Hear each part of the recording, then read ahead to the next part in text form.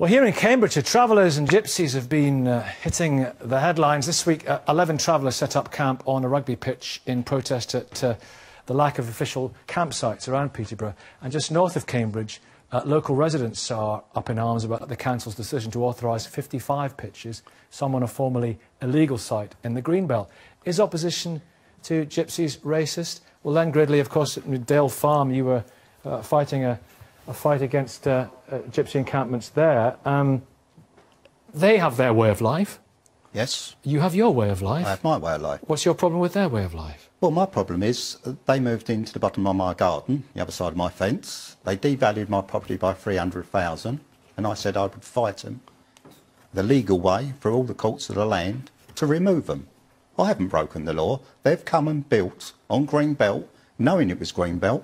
The first 8 travellers moved there. They knew they were breaking the law. The rest of them come along and made it to 52. So they knew they were breaking the law. And we've got to upheld the law of this country. But they weren't breaking the law, Len, at the time, though, was they? At the end of the day, they was going through the planning system. And what they used the planning system, as we know the planning system is totally separate for the Gypsy and Traveller community. And we was using that planning system to gain access to accommodation because of the lack of accommodation. And the problem here is, right, that it's councils. Central government gives policy. There's plenty of policy out there, right, to build sites and provide sites. 1968, the Caravans Act, we were forcibly settled onto places we didn't want to be. So we start suffering our apartheid. 1994, apartheid, being forcibly settled where we didn't want to be, right? And what happened was, in 1994, the Conservative Party turned around and said, look, let's not provide for these gypsies, let them provide for themselves. So in 1994, they turned around and said to councils, what we would like you to do is to identify land suitable for gypsy and traveller occupation. That never happened. So from 1994, us gypsies, right, have been identifying our own land, rightly or wrongly. And do you think some of the opposition towards what you're doing is racist? Look, that's our question. Look, there are certain factions. You have your traditions. There are certain factions throughout the country use the planning system in a racial way, and what they do, there's a racial undertones. Is there? Yes, there is. Very much so. I mean, Middle England, everyone else. It was like it's an anti-gypsy campaign, not on my doorstep. I've heard it all my life, right? I'll pull in somewhere, policemen will come up to me, council will come up to me, what are you doing here? Well, I've just pulled in for a few days, or I've just bought a piece of land. Why are people like that? Well, I haven't got a clue, right? It starts at politicians, it starts at political levels. Do some people in your... And it's fed down. Nadine, Dorries? Yes, it does. The opposition, it's not racism, but there is opposition. My constituency, Bedfordshire, I'll give you an example, Bedfordshire. On one end you've got Bedford and the other Luton. Now, my council are being forced to provide pictures for gypsies and travellers. Barton, yes, equalities legislation forces them to. Quite by law, isn't it? Shouldn't you do it par se? Yes. Now, if nobody has any opposition to gypsy and travellers wanting to settle, I fully support that. I think it's a better lifestyle. Good. We know what your health outcomes are when you're travelling. It's a better lifestyle. Now, you need access to healthcare, to hospitals, to public transport, to employment, yes, to all the things that you need when you want to settle. Now, in Bedfordshire, those things are found in Bedford and Luton. They're not found in the rural villages in between the small towns. But the problem is that actually the gypsy and travelling community do not want to settle in Bedford or Luton. They want to settle in the very expensive and the small towns and the villages in the rural area. It's only exclusive to the rich, then, is it? So living is only exclusive. The countryside. The countryside is only exclusive to the rich, is it? Well, actually, the people who live in those towns and those villages have worked hard all of their life to be able to afford to live in those villages. Don't you think we've worked hard then? Why should somebody just be able to come along, pitch up their caravan and say, I will also live here now? Why are you excluding me? Why are you making yourself better than me? Joseph, wait a minute, Nadine. Joseph, thank you. I want to hear from the audience, and I think, are you a part of the community? I'm a gypsy. Good morning. I have lived in Peterborough for 40 years. Am I not allowed to stay here? Can I not live here? I don't live in no posh villages. Oh, of course you Can I stop here? We actually bought a piece of land in Peterborough. We actually bought a piece of land in Peterborough where the races comes in on it. We bought a piece of land in Peterborough. The council objected against it for us only last month. Why? You can't. There's no near shops. There's no near this and that. Nothing to do with planning.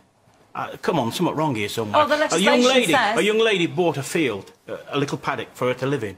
Next door, there's another lady living in a caravan, been there for 11 years, and I can prove this. For 11 years, she has lived there. Do you get racism towards you? All the time, even with the council. We get racism with the council. Not all the council, but most of the council.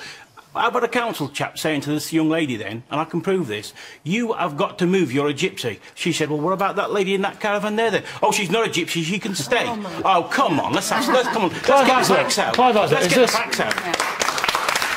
Clive is the... One second, I'm introducing Clive. Clive is editor-at-large of Country Life magazine. Thank you. Well, a lot of people feel there's an issue of fairness because people who are living in villages who've applied through the planning system for an extension or for turning their garage into a study or something like that, they've been turned down.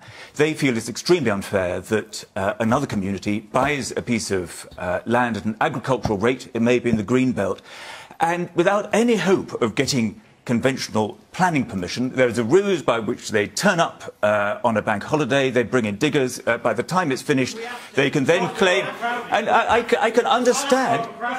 I think... No, but I think... We don't want to be treated decent, we don't want to be treated like better than anybody else, we want to be treated fairly, we want to be treated like everybody else. It isn't fair. It's not fair. Is there fair treatment? No. Yes, there is. There's fair treatment. Yes, the gypsies are treated fairly because we're very proud in Ireland, and we have to balance all these competing interests. When the gypsies want to do let Clive finish, Joseph. I'll be with you in a second. I've talked to some gypsies, and I respected their point of view. And he was the leader of the gypsies at Meriden, for example, where the villagers. I mean, he's a great guy. But he was saying that he feels very strongly that he can't get through the planning system. He couldn't do anything because he's a gypsy. I just simply don't believe that's true. That they would be treated an enormous amount of effort goes into the planning system to make sure it's fair. The protest outside Noah Burton's place, right? That didn't help the situation, though, did it? I think what you missed... He knew was wrong. I talked to Noah. Yeah, but what do you mean? That they was doing it wrong. But at the end of the day, what you've got to understand is, no matter what kind of money you got, where you live, when you buy a property, you only buy the boundary it sits in. No more, no less. And that doesn't entitle anyone else to the rest of England. But you don't... Okay, let's... Allow me to come back to Len. Well, instance, our road, Oak Road. Residents down there want to build on the open fields they own. They can't. Council say, roads unsuitable, it's a narrow lane and everything, they can't build. But the travellers think they can build and buy green fields cheaply, develop it without planning permission. Everyone's but I travel, Nick. I travel this country. Well, the shouting doesn't work because we can't hear what he says. Hold on a minute. And I'll attempt to come back. No, please be quiet. Thank you. Hold on, Nick. I travel this country all over the place. I'll give you an example. I was in Scotland a few years ago, just outside Glasgow. Pulled up side of the road to have a walk. I walked over a bank. I found a gypsy site. Totally not used anymore. Had all their sheds up, all the hard standing for 12 pitches. Right, so I thought, why have they shut that site? 100 yards down the road, I pulled into the garage. I asked the question, and their answer was, we're not going to spend any more on that site. They keep wrecking it, and we told them the next time they wreck it, we're not going to repair it, we're going to shut it. So if they can't look after the sites, why should we find them any more legal sites? Damien's here from the Traveller's Times. Excuse me, gentlemen. You don't have a microphone, so all we can say here is a sort of caterwailing in the background. So, Damien, are any people in the gypsy communities doing themselves no favours? Well, the question that was in terms of image, the question that was actually being asked is opposition to gypsies racist, which, aside from being simple to answer, is almost comical, really. I mean, but whatever you mean, is it racist? Whether you mean Romany gypsies or Irish travellers, these are both recognised ethnic groups. Of course, it's racist. If you're opposed to gypsies or travellers per se, you are a racist. That's not my fault or any of these other gypsy people's fault in the room. In what way? And what do you mean? Well, it's a simple intellectual question. If you think it's OK to judge some people based on the actions of others simply because they share their ethnicity, then you're wrong, and that's not my fault. Nicky, there's also Benjamin, Jeff and I. In a minute, Nadine. Benjamin, Jeff and I. When I live in this area in South Lincolnshire. When I first moved here, there was a little incident in my village, and I called the police. And one of the first things they said to me was, "Were they gypsies?"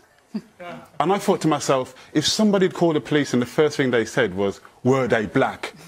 I would be up in arms about it.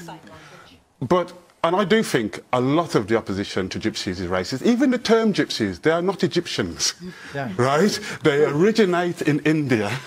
And so even the term is corrupted. Joseph, is the term a problem? No, the term Egyptian is... You're from the Gypsy Council. We were taking our lead from you. Our actual ethnicity is Romani. Right. But the wider society called us Egyptians. Are you comfortable with gypsies? I'm comfortable because it reminds the suffering that we come under. Go on, Benjamin. I was going to say, some people are happy with it, but the point is for me, we watch television and we look at nomads in Africa and Asia and we sit in our living rooms and we think, isn't that romantic? Aren't they great? And we have nomads in our own country and we will not accommodate them. We have to accommodate them. They are our native tribes. They live here amongst us. And we should support them. All this stuff about planning permission, listen, they are the original. They did what we were doing thousands of years ago. Nicky, can I say... Let's hear from Nadine. Benjamin makes a strong point. Traditions going back 500 years, you know, ethnic minorities, and we are in this civilised, multiracial, absolutely, and I have no multinational opposition to travellers society who wish to settle being accommodated to settle and given every help they or to can travel. do. But can I just say that no to settle because well, many want to settle. Let's see what she has to say. But can I say that actually you don't help yourselves all the time? Can I just give you another? We've had many examples. Let me give you an example I can give you in my constituency. Travellers have taken over a piece of land and they put in their application to settle there. Local people did a little bit of digging around and some research, and guess what? The people who've applied to have the pictures on the land in one of my villages are actually house owners in Leicestershire. So you actually don't do yourselves a lot of favours all the time. You shoot yourselves in the foot. And if there is opposition, it's because these people owned the houses in Leicester and then moved on to pictures. Well, hang on one second. Let me ask another question. Do you want them to settle or do you want to allow them to carry on travelling? I think people who own houses and then move into villages and try and take over pieces of land, saying they're travellers wanting to settle to get that piece of land, shouldn't do. And actually, by behaving in that manner, you shoot yourselves in the foot. Gentlemen here. We're going to hear from this gentleman. Exactly. Gentleman here. I think so too. Good morning. I live in a bungalow at the moment. I live in a bungalow because my wife's got rheumatoid arthritis, right? And travelling's no longer a possibility for us. I spent many years living on a site in Peterborough, actually for 29 years. And the reason I lived on that site in Peterborough for 29 years is because I couldn't get a place of my own, because I couldn't get planning permission because I'm from the travelling community. The problem is, right, the problem is that I don't want to be in a bungalow. You want, yeah. I want to be on the road. I want to be in my caravan because that is a home to me. Let me put that to Nadine, if I may. That's the way of life, being on the road. Yeah, and you know, be on the road. That's fantastic. And if you want to settle, that's also good. You should be accommodated, but it's how you go about seeking your accommodation, your permanency. That is the problem. No, let me come to Noel. Noel was getting exercised about this. Well, what racism is essentially is overgeneralising to a group of people from particular examples. So if I was to say that I don't care what everybody's been doing in here, I'm telling you what racism is in an objective way. And if I was to say that white Anglo-Saxons have committed murder, they're not doing themselves any good. Should gypsies then say, oh, white Anglo-Saxons aren't doing themselves any good, they're useless? So you're taking one little example, overgeneralising to a whole group of people, and that is called racism. Tim Stanley. For it is you. Yeah, that's a very, very good point. We cannot say because one thing has happened, therefore we can speak about the behaviour of an entire people. We cannot do that. We also want a society in which people have the freedom to be different and the freedom to roam if they wish to. However, we're also a society of laws. And we have to find some balance between different kinds of freedoms.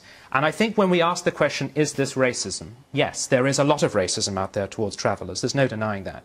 But if someone does something which breaks the law and it affects you personally, it is not necessarily racist to oppose them doing that. Right. So I think we have to be very careful about our language, and we have to respect both the rights of people to be different, but also the entirely natural demand of homeowners that their lives should not be undermined or ruined by someone else's behaviour. Joseph. See, the problem, I think what you'll find is the majority of people that object to gypsy sites know nothing about the circulars, right? The circulars in planning law, right, that actually affect us personally, because we're segregated. Right? In 1994, we were totally segregated under Circular 1 of 1994. Then it was repealed and then put back in 2006. Eric Pickles has come in and flouting his mouth off. What he's going to do, he's going to criminalise. And everything that Eric Pickles has tried to put in place at the moment is nothing but to criminalise. Are these laws racist? The laws the laws themselves are not racist. What happens is you get a bunch of people together. Very quickly, we're running out of time. And they're saying that we're breaking the law. We're breaking no laws. We broke no laws when we applied for planning permission, even a retrospective one. Thank you all very much indeed.